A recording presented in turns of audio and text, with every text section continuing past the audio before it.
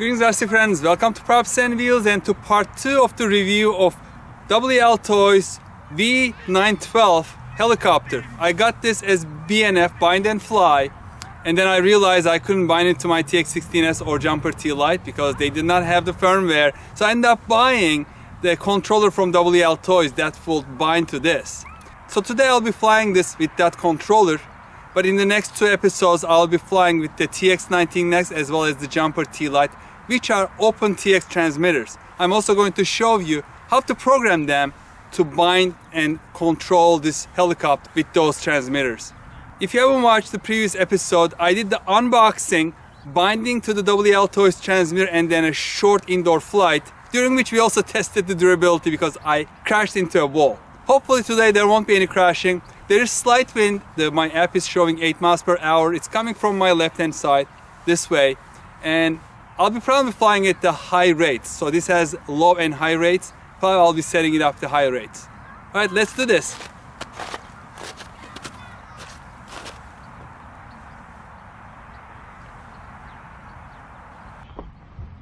I already set up everything and hopefully the gyro calibrated okay. So it is in low rates. Let's take off on the low rates and I'm going to switch to high rates.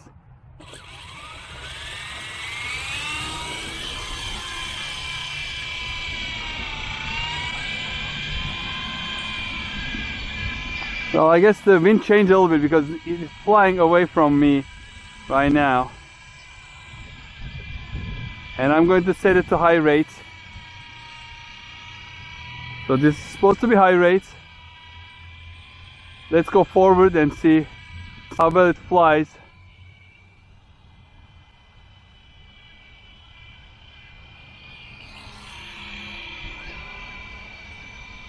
Not bad.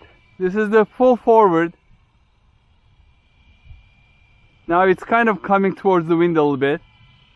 Let's turn this way this time. Whoa, whoa, whoa! I don't know.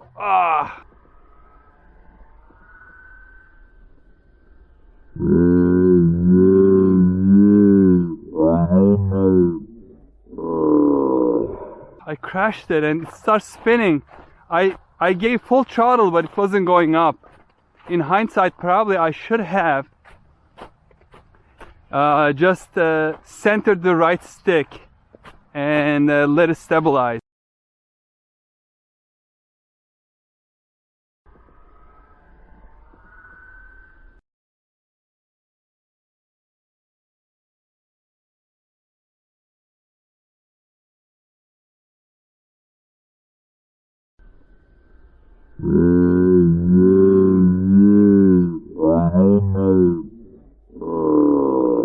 This has a gyro, but it also has, it's not a flybarless, it has a fly bar. It brings it to level. So the gyro controls for little perturbations, but the flyby controls when you let go of the right stick. It makes sure that it comes back to the level flight. So as you can tell, I'm an advanced beginner. I'm not even intermediate. And this was my first flight with this outdoors. Hopefully I didn't strip anything and didn't get anything into the controller. Let's see. Oh, I broke the flywheel. So unfortunately this ends the review here. So I'll look for the flywheel. I need to buy a new one. It came down pretty hard. It's my mistake. I shouldn't have been flying it so quickly. I just checked the helicopter. Everything seems to be working. The only damage seems to be this half of the flybar, and even the linkages over there just snapped off from this side, and I couldn't find the piece, but I cannot use it anyway. It's just completely sheared off.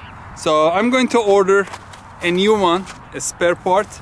Unfortunately, you have to wait for the next episodes.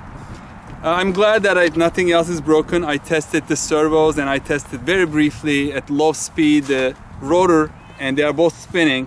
So I'm assuming that nothing else is wrong with it. And please don't be me.